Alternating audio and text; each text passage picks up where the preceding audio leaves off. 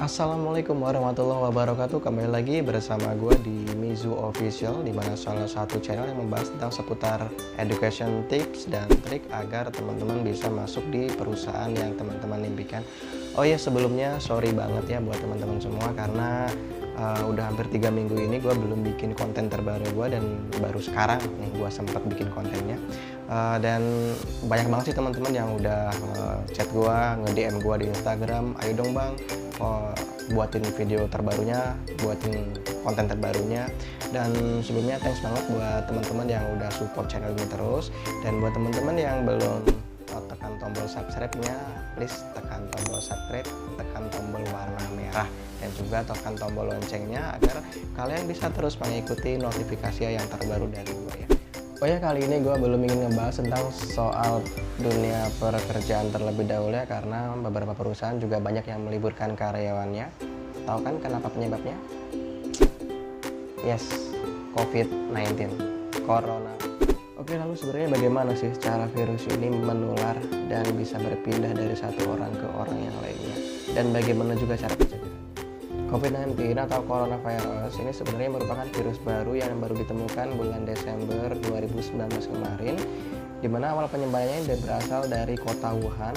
Untuk kota Wuhan ini adalah salah satu kota yang terletak di Provinsi Hubei, Tiongkok, China, dengan kota terpadat penduduknya. Kalau di Indonesia mungkin Jakarta kali ya. Sebenarnya virus ini tidak sebahaya yang teman-teman pikirkan, karena masih ada virus yang lebih berbahaya lagi sebelumnya, itu seperti virus MERS dan juga SARS. Itu waktu itu tahun 2002 dan tahun 2012 itu lebih dari 400.000 orang terjangkit di seluruh dunia, dan lebih dari 1.500 orang itu meninggal dunia hanya dalam beberapa pekan saja. Jadi karena penularannya itu lebih cepat dibanding dengan virus corona ini. Lalu bagaimana sebenarnya cara virus ini bisa pindah dari satu orang ke orang yang lainnya? Ya, Badan Kesehatan Dunia atau WHO ini telah menjadikan penularan MERS dan SARS itu sebagai acuan karena penyebarannya berasal dari kelompok virus yang sama, dan penularannya terjadi melalui 3 hal. Nah, yang pertama adalah droplets atau tetesan cairan yang berasal dari batuk dan bersin. Nah, jadi di sini ketika ada orang yang batuk atau teman-teman batuk atau bersin, ini nanti akan mengeluarkan cairan atau partikel yang mengandung virus, dan juga nanti akan berpotensi menyebar ke udara dan bisa langsung masuk ke tubuh orang yang di dekat kita. Nah, jadi diusahakan buat teman-teman yang pas lagi batuk atau bersin dipakai masker lah, atau kalau enggak minimal ditutup lah. Jadi biar nggak nyebar untuk penyakitnya. Nah, untuk poin yang kedua, inilah poin yang sering kita lakukan, yaitu kontak pribadi. Nah, seperti menyentuh atau berjabat tangan. Nah, jadi buat teman-teman di sini untuk sementara waktu, kalau bisa hindari dulu ya untuk sentuhan, pelukan atau berjabat tangan ya, untuk sementara aja. Kan biasanya kalau cewek-cewek ketemu gitu kan, tiba-tiba datang nubruk gitu kayak kuda gitu, langsung pelukan lah segala macem. Ya usahakan sih jangan terlebih dahulu ya kayak gitu. Terus buat kalian juga yang punya pacar atau punya pasangan gitu ya, aduh, itu jangan dulu lah, jaga jarak dulu, jangan yang aneh-aneh gitu ya, jangan sentuhan, jangan berjabat tangan, atau jangan sampai yang itulah pokoknya. Nah, di sini Lembaga Pusat Pengendalian dan Pencegahan Penyakit yang dikenal dengan CDC di Amerika menyebutkan bahwa jarak penyebaran cairan di udara ya, cairan kita dari udara itu setidaknya 2 meter jaraknya antar manusia. Nah, oleh karena itu social distance ini diyakini menjadi salah satu cara yang efektif untuk menekan angka penyebaran COVID-19 ini. Social distance itu adalah mengambil jarak dengan menghindari kerumunan atau keramaian. Nah, saat ini pemerintah pusat di Indonesia juga telah gencar-gencarnya menerapkan peraturan social distance ini dengan cara menutup beberapa tempat-tempat keramaian di ibu kota. Nah, poin yang ketiga adalah menyentuh benda atau permukaan dengan virus di atasnya. Nah, kemudian menyentuh mulut, hidung ataupun mata sebelum teman-teman itu mencuci tangan. Nah, di sini para peneliti dunia itu menemukan bahwa virus ini bisa bertahan dalam jangka waktu di udara dan menempel di permukaan benda selama 4 jam. Itu pada benda yang berbahan tembaga.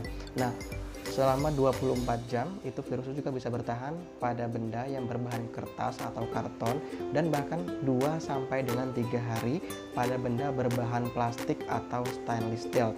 Ini tergantung pada tingkat kelembaban. Jadi semakin lembab itu suhunya, itu virus COVID-19 semakin kuat untuk bertahan di pusat-pusat keramaian dulu. Nah, seperti pantai, jangan dulu deh ke sono, atau ke mall. Nanti dulu dah ya. Sementara teman-teman jauhi dulu lah tempat-tempat yang ramai kayak gitu ya, untuk sementara waktu aja sih, sampai kondisi benar-benar pulih. Terus jaga jarak juga, sama ya jaga perasaan kali ya. Nah, yang ketiga di sini adalah makan yang seimbang. Makan seimbang, bukan makan kenyang. Beda ya antara makan seimbang sama makan kenyang. Nah, emang dulu zaman orang dulu itu makan yang banyak ya biar cepat sembuh, ya elah, itu jadul banget. Beda, makan yang seimbang dan makan kenyang itu beda ya. Bedanya adalah kalau makan yang seimbang itu ada proteinnya ya, ada ikan, ada sayur, ada susu, buah-buahan, intinya yang 4 sehat 5 sempurna ya, kayak gitu. Kalau yang makan kenyang ya banyak yang aja nasi, selesai kenyang tuh, kayak gitu ya. Jadi beda. Terus rajin-rajin juga minum vitamin, kemudian madu juga bagus banget tuh buat daya tahan tubuh. Kemudian kalau dari pemerintah pusat kemarin sih bilang kita suruh minum-minum herbal kayak jamu-jamu, kayak kunyit, terus beras kencur atau jahe. Itu jahe merah juga bagus banget tuh buat kekebalan tubuh kita. Nah, yang terakhir di sini adalah jaga kondisi imun tubuh kalian. Nah, di sini perbanyak yang tadi gue sebutin ya, banyak-banyak minum vitamin, madu dan lain-lain, terus olahraga juga, itu juga penting. Dan yang paling terpenting di sini adalah jangan panik.